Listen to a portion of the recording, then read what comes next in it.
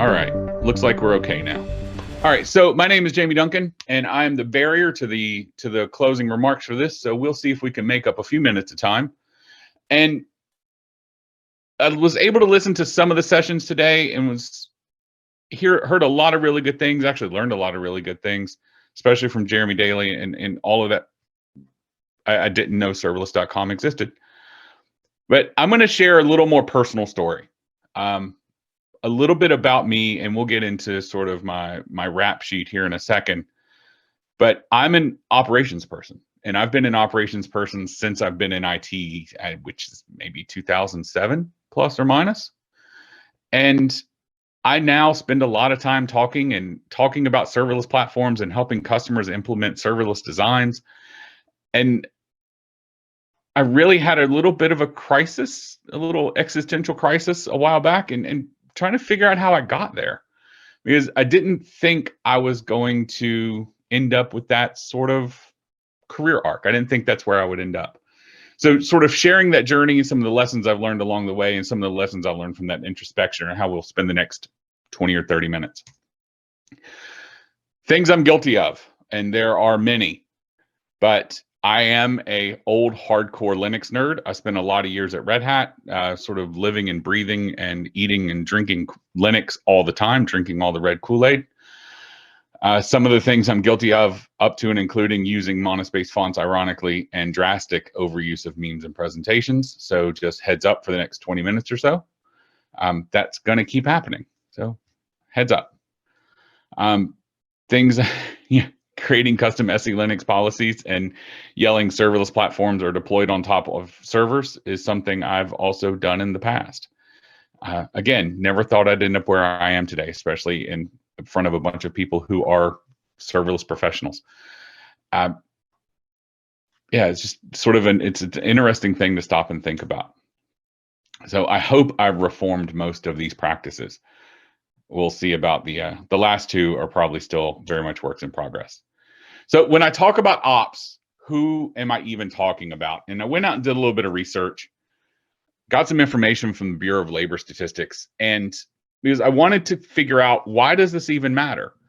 If serverless is the way a lot of application stacks are moving, and that is a true statement, more and more workloads make sense on serverless platforms, and more workloads are going to serverless platforms every year. Why even care about the ops folks? Like, why does that matter? Well, it matters because there are 350,000 of them in America, compared to 185,000 developers. And this information is up for some debate. I included the link to the actual info on this slide.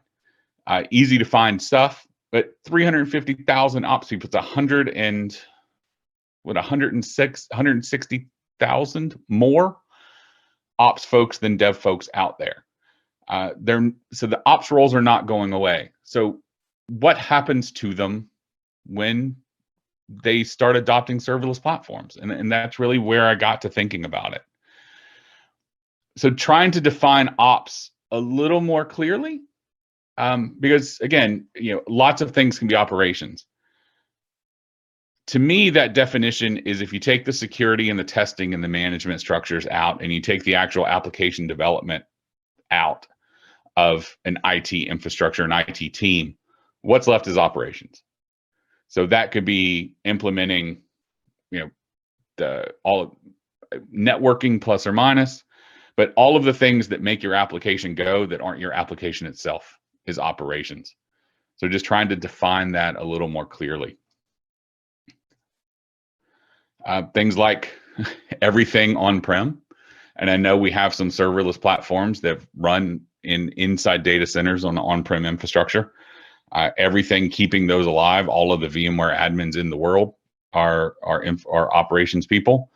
All of the people keeping all the Linux servers alive are infrastructure people, and people doing that in clouds as well, dealing with cloud infrastructure, dealing with storage, networking and VPCs, stitching together continuous deployment pipelines, handling engineering level support. I sort of break off end user customer support, but engineering level support, this thing doesn't do what I want to do for my application.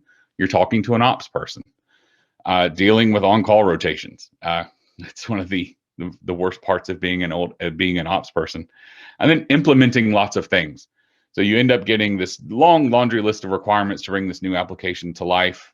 Making sure everything has the platform it needs to run on is the role of operations. So just wanted to take a minute at the very front and try to define who we're talking about. So we're talking about the people that do everything for your application that's not actually make your application, that make it run, they provide all of the platforms for all of the things for it to function on, that are part of your team. All right, but that's okay, right? Serverless makes all of that need. If I have a serverless platform, I don't have to worry about all of those things. I don't have to worry about the servers because it's serverless. And yes, I know I've yelled that it's deployed on servers before, but that's really the way, at least the sales decks, and I've had so much fun listening to the very intelligent, very nuanced information that everyone's been talking about at this event today. But every sales text, serverless makes all of your troubles goes away. You just drop some source code into a magic bucket and your application is presented out the other side. That's not exactly true, but that's pretty much what I thought too for a long time. Up until, I guess, the last 6 or 7 months or so, when I really, what caused that to happen, my little crisis, and this is a little bit of a, this is just my experience, just my own journey into this world. I discovered that when I was helping customers design their solutions, I was using things that didn't have servers. I was building on top of these serverless platforms. I work at Google, so I was building on top of Cloud Run. I was using a lot of cloud functions. I was building on top of App Engine more than I was using Kubernetes. Because at the end of the day, what I wanted to do was find the most efficient solution for the customer. And unless the customer had a specific need to maintain that infrastructure on top of VMs or maintain something inside Google Kubernetes, inside GKE, if they didn't have the need for it, I didn't want to put it in there and give them that extra overhead. So I found myself using serverless platforms a lot, and designing solutions on top of them, and really getting to know them and understanding where they excelled and where they had shortcomings and workloads that really did well on top of them and ones that really were better fits for other places. And I had this little crisis. It was off my 5th or 6th design session with some customer building out this very complex event-driven platform. I was like, what am I even doing? Am I like, being an ops person is very central to the way I think about myself professionally. And like, had I turned in my ops card and didn't even know it? And I was kind of worried about that. And it just really made me think. So that's really what we're going to take a look at today. So what I ended up doing was I kind of stopped, and I had a beer, had a glass of wine or something, and went and sat out on the deck at night and sat and thought about it. And I really wanted to figure out for myself, and there's a mountain of information that you can read online about this. It's a very easy to go Google something and find it. But I wanted to come up with my own thoughts and my own answers on when an ops team moves into a serverless platform, what are they losing? What are they conceding? And then what are they gaining? And is that pro-con? Is that sort of loss gain? Is it beneficial to an ops person? Is ops something that serverless is serverless something that ops teams should be looking for and should be pushing towards? And then a little more of an extension of it, I really started thinking, as this happens, if that is a good idea, if it's a good idea for ops teams to encourage and use serverless platforms, how is the ops role going to evolve? Because we know, just like we said in the panel before, when you start using serverless platforms, a lot of security needs, a lot of compliance needs are handled by the provider of the platform. You don't have to have all of those yourself. It becomes a very useful thing, especially for security folks. So if you're not doing all of that work, what is an ops person doing? So I kind of sat down and I had a good think about this, and I talked to some people and I talked to some customers that have gone through this process or are going through this process now. And that is what I want to talk about for a few minutes today. So this is the missing agenda slide that wasn't at the very front of this talk when I was talking about my own little testimonial, my own little journey. So this is what we're going to spend a few minutes talking about. So what does an ops team lose when they start using a serverless platform en masse? Yes, again, there are way too many memes in this presentation. I fully understand that. So ops teams lose the things we don't like. So a lot of the work that an ops team has to do is copy, rinse, repeat, is sort of cruft and maintaining technical debt. Patching operating systems is a massive undertaking for an ops team. Nobody enjoys it. It is not an enjoyable experience to patch 500 servers on a Tuesday night. It's an even less enjoyable experience to patch 500 servers and 6 of them don't patch properly. And you're up till 4 o'clock in the morning figuring out why, because 2 of them are production servers. Not having to deal with that is something that the ops team loses. So we lose the need to patch the OS because it's a serverless platform. Now the operating system is patched, but we rely on companies like Google and Amazon to do the patching for us, to give us the platform underneath. And again, the security requirements and they take on that risk of providing the operating system for the serverless platform. This is getting a little easier these days with sort of read-only OSs or copy-on-write file systems and immutable operating systems. But even then, you still have to patch it at some level, and you have to account for that more importantly. It's not only that you have to patch, it's when you patch becomes a very important thing, when you update a server. Resource optimization, is a massive, massive undertaking for an ops team. When you have 500 or 1,000 or 10,000 servers, figuring out which ones are working hard and which ones are not, and how I can consolidate them and how I can make sure that I'm making best effective use of my budget. Their entire team's built around that. And a serverless platform, you don't have that. Yes, you incur cost in a serverless platform, of course, but you incur the cost of the app running. And it's a very calculatable cost. It's a very derivable cost. It's not, I've got 500 servers and they're all running at 3% utilization, and I've got to go figure out how much cooling they're going to use. Or I've just got a fleet of VMs out in Google Cloud, and I have to figure out how much that's going to cost me every month. And all of those metrics go up and down, and the costs are wildly variable. Serverless platforms are much more straightforward to calculate how much they're going to cost to run an application over time. So that resource optimization is something that an ops team loses. It's very much, again, so these first two are very much, addition by subtraction. Library and language management. And this is, when you look at that DevOps paradigm, that sort of confrontational two-party system that we've built in the IT world, this is where the vast majority of conflicts happen, because developers are beholden to the end user and the features, while ops teams are beholden to the security team at the end of the day and compliance needs. So, all of us, probably everyone listening to this, has gone 6 rounds with between a developer and an ops team when they needed to upgrade a library to turn on some new features, or they needed a new version of a language available on a platform. Containers made a lot of that go away, but even then, you still have base images that are blessed by the operations teams, and you still have to have the right versions of the right libraries in there for you. It's a massive undertaking.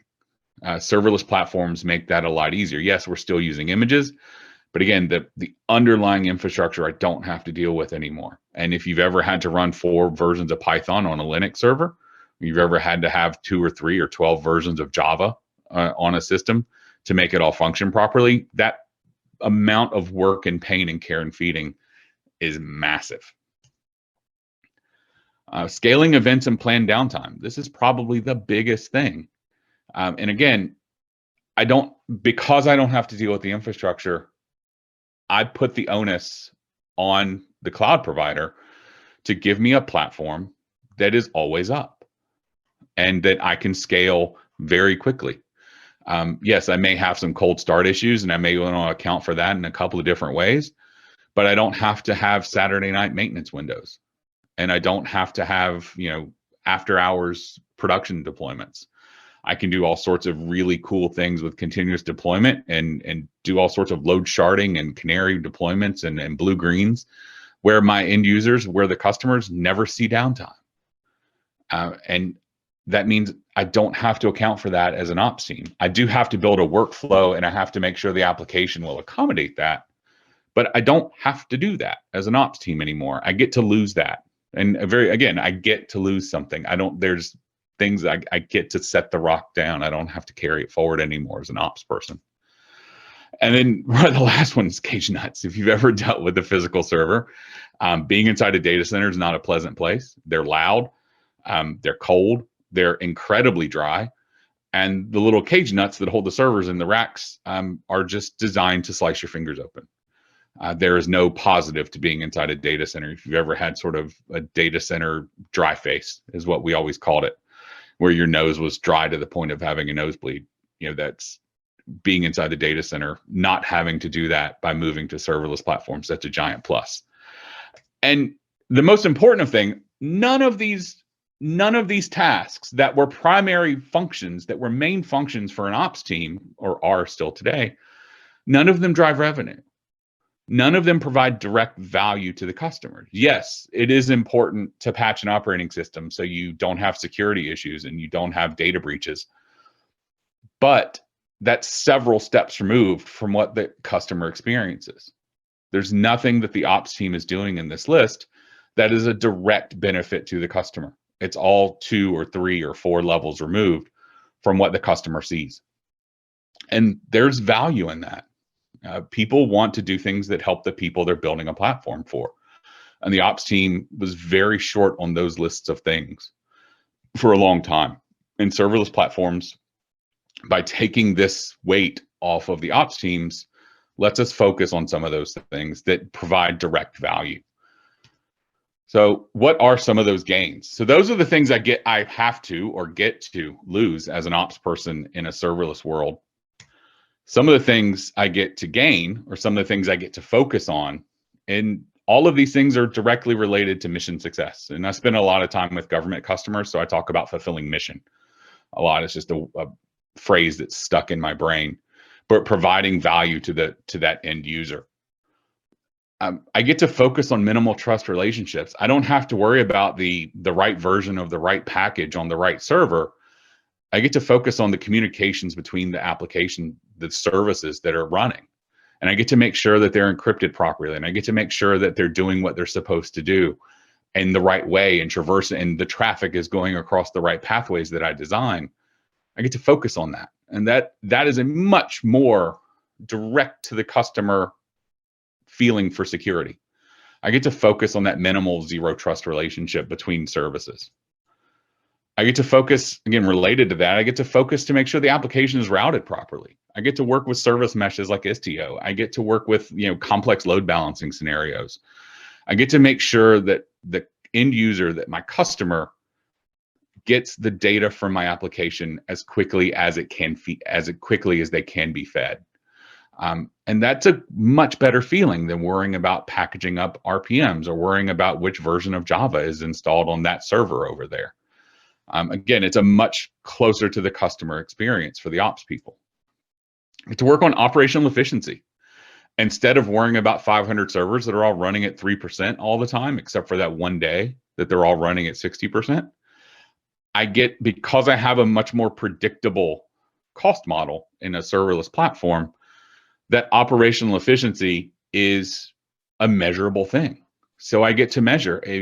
I actually have a customer that I work with daily almost, who is able to calculate the cost per click of the end user. Every time an end user clicks on their system, they know how much it costs. And their application stack is 100% serverless. They're running in App Engine almost 100%. They're moving some workloads to GKE. But that level of operational efficiency is attainable for the first time in a serverless platform. Get to focus on automation, and not just automating patching, but I get to focus on much higher level automation workflows to make sure that the right data is in the right place to be accessed by the right service at the right time. And automation is something that ops people love and something that they don't get to work on nearly enough. So again, by having to give up those other things, I'm able to pick this up and really drive that forward. Continual improvement, and we talked about that. The panel just before this talk was talking about this a little bit, focusing on how to shorten that feedback loop to make applications better, faster, to make platforms better, faster. That is a huge thing, and it goes directly to the customer experience. And ops teams get to focus on this because the ops teams aren't looking at one application. The ops teams are looking at all of the services that make up all of the applications and how to make sure the entire platform is running properly. So ops gets to solve primary problems in a serverless world. Those are the games of an ops professional on a serverless platform.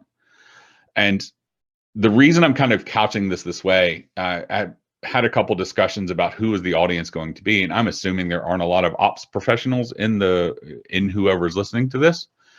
That because serverless days tends to draw developers more than it draws ops people. But I'm assuming that that's who's out here listening, that the audience is primarily developers.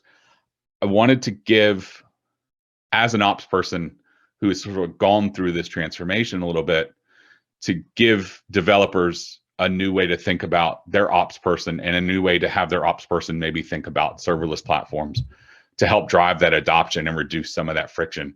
Because for a lot of ops professionals, serverless is a dirty word, and it's something that we need to change.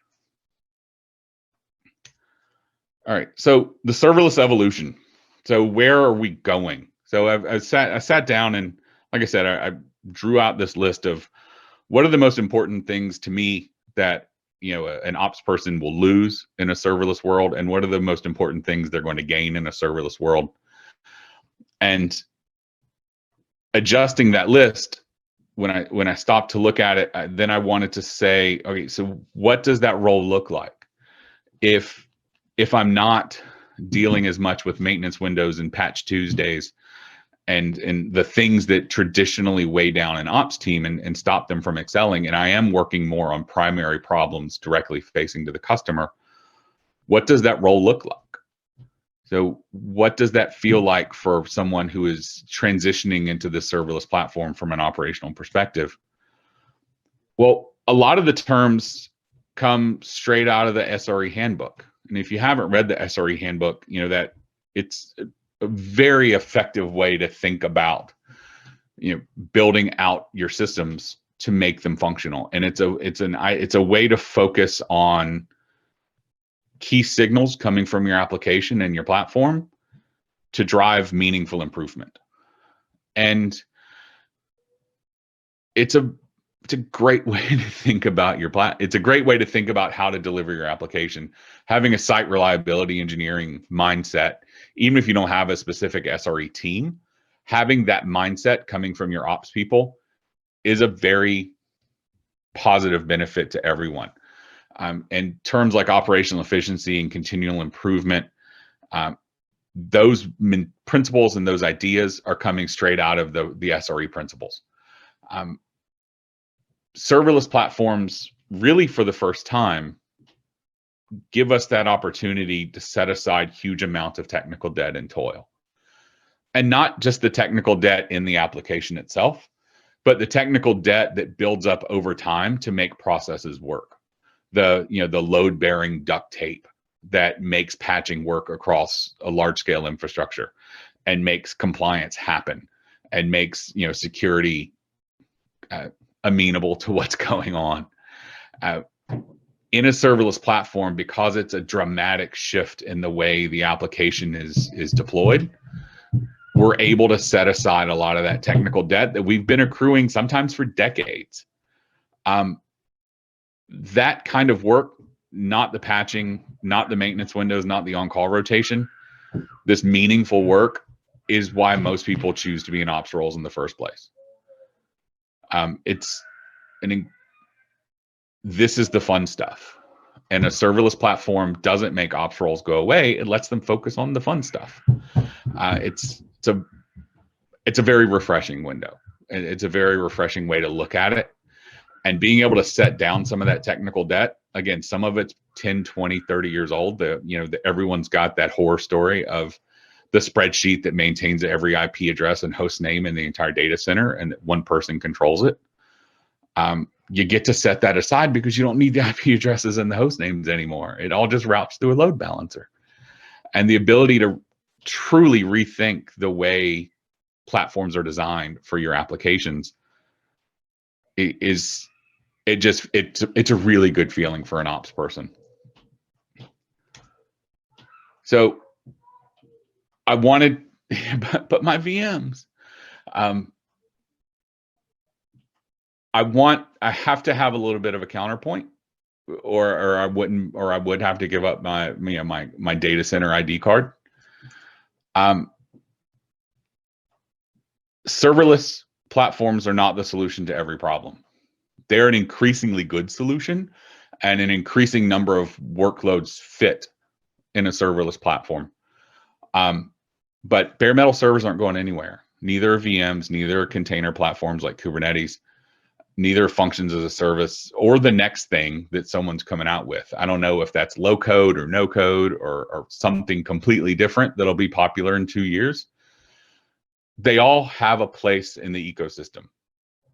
And the knobs, the proportions need to be adjusted to fit the application stack properly.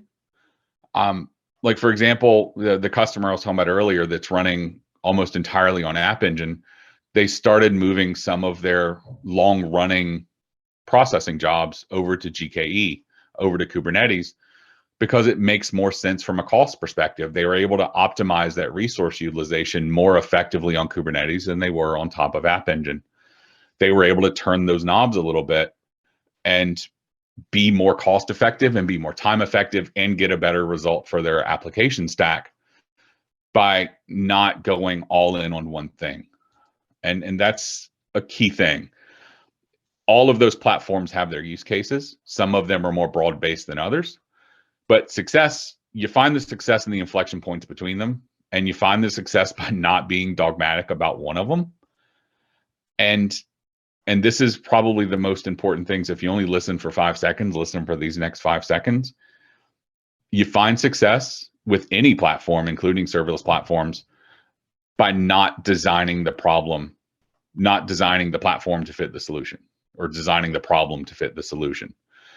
If you only think in terms of VMs, or you only think in terms of traditional Linux-based deployments, you're going to design your systems to fit that. If you only think in terms of serverless, you're going to design your systems to fit that. It needs to be the other way around. Design the requirements for what your solutions needs. And I know I'm saying that like water's wet, but we all have those intrinsic biases. We all have those things that are in the back of our head. I know how to solve a problem with this, so this has to be the best way to solve the problem. Don't let that be the case. Put the problem out there and put the solution on the best platform, whether that's serverless, whether that's Kubernetes, whether that's on top of bare metal for some like big math scientific workloads, who knows? But don't be dogmatic about where the thing goes, because all of these are solid, viable solutions in a modern application stack. And I'm saying this as both a Kubernetes nerd and a Python superfan. It's not going to build a healthy system. Not everything is a nail, and not every tool is a hammer sort of scenario. So we're closing, and I talked a little too fast, and it looks like we're going to have some time on the end. I was able to make up the time from the audio difficulties at the beginning. But conclusions, and again, assuming that the audience are primarily developers, and assuming that ops teams, that most ops folks that I've spoken to feel like serverless generates friction between dev and ops, serverless can't be a dirty word. And second, it can't be a dirty word, and it's a huge benefit to ops teams. Again, given moving applications to a serverless platform lets ops folks set aside a lot of toil and copy, rinse, repeat work, and focus on things that are bringing more value to the customer more quickly. You get to solve more fun problems. Your problems don't go away. You get to solve the more fun ones. Ops roles aren't going anywhere, and there are more ops roles out there than dev roles. Sort of cue the spooky music. It's getting close to Halloween. Serverless platforms are the best opportunity we've had yet to set aside decades of tech debt and cruft. Just that horrible copy, rinse, repeat. We're doing it this way because it's the way we've always done it scenarios. Serverless platforms are a great opportunity because they're a completely different way to think about where the workload goes. It's not, serverless platforms aren't taking a physical server and making it virtual, and aren't taking a virtual server in the data center and moving it to a virtual server in the cloud. They're not doing the minimal refactoring to get an app running inside a container. It's a completely different way to think about where our applications live. Kubernetes was the beginning of it. Serverless is the next iteration of it. Serverless platforms bring ops work into primary problems that directly affect customers. And I can't say that strongly enough. It is an incredibly valuable thing that serverless platforms do. It lets ops people work on the problems that the customers experience. It's not just the problems that happen inside the data center. It's not just the problems that happen patching 500 servers sitting on top of AWS. It feels good to solve problems that have direct impact on your customer. It feels good for everyone when they do that. And while serverless will never and should never be a wholesale replacement, the overlap between ops and SRE is going to continue to increase. As ops roles get to set aside some of that toil, some of those old workflows, they're going to be able to take on more SRE roles, and that's going to benefit everyone. That's going to be a benefit to the entire industry. We're going to be able to have better applications that run more securely, more effectively, faster, and consume fewer resources, which is what we all want at the end of the day, right? And that's pretty much it. I think I got into podcast speed a little bit there and made up a little too much of the time from the mess up at the beginning. But we have about 5 minutes before the next session, and I want to thank you for listening to my personal journey. This was sort of my little testimonial of an ops person going into a serverless world. And thanks a lot.